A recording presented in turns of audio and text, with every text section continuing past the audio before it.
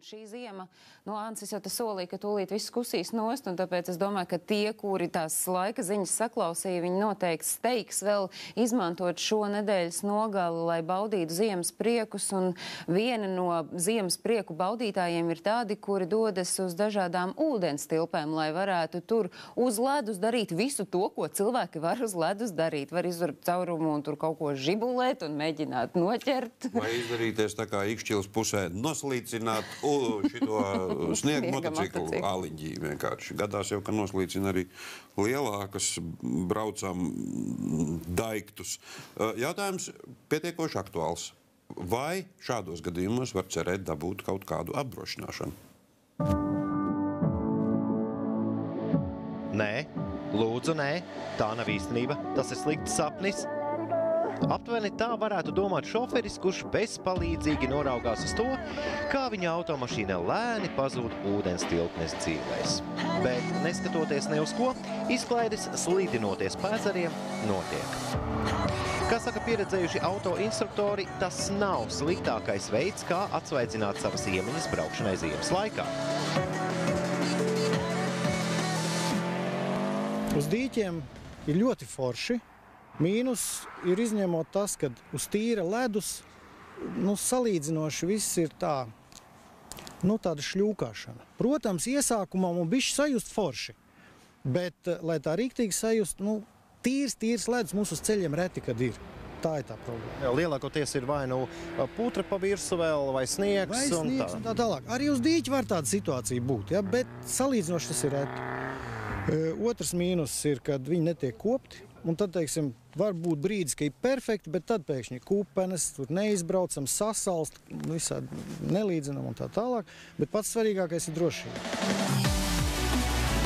Viena no Pierīgā esošajām vietām ir tā sauktais Vosa ezers. Kad aizbraucam, tur neviena nav. Kāds kungs saka, ka pāris dienas braucēji nav manīti, bet vietējiem viņi esot apnikuši. Ja būtu tur pabraukāt pa dienu bišķi vai ko, dod pa nakti vaļā tā kā vēl.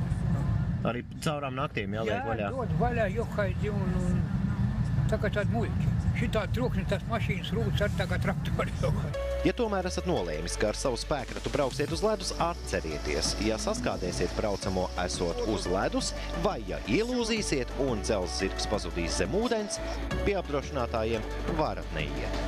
Klientiem tiek izskaidrots, ka saskaņā ar kasko noteikumiem Latvijā mēs neesam vienīgā apdrošināšanas sabiedrība, bet visas apdrošināšanas sabiedrības šo neuzskata par kasko apdrošināšanas gadījumu, ja klients ar automašīnu ir braucis pa ceļiem, kas ir ārpus braucamās daļas, piemēram, te ir gan aizsalušās ūdens tilpnes vai kaut kādas purvainas vietas, kur nav atļauta ceļu satiksme.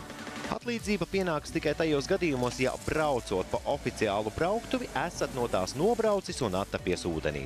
Kā arī, ja uz ledus ir saliktas zīmes, ka te var pārvietoties. Piemēram, Peipus ezers Igaunijā.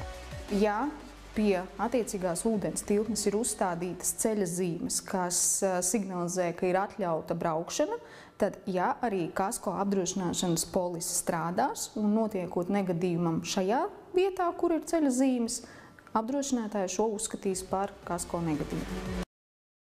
Alternatīvas adrenalīna līmeņa celšanai asinīs, speciāli ierīkotas trases, kur izbaudāms gan sniegots, gan ledains ceļa segums, un kuras piemērotas gan iesācējiem, gan profesionāļiem. Tas gan būs izdarāms samaksājot nelielas naudiņas, bet toties droši.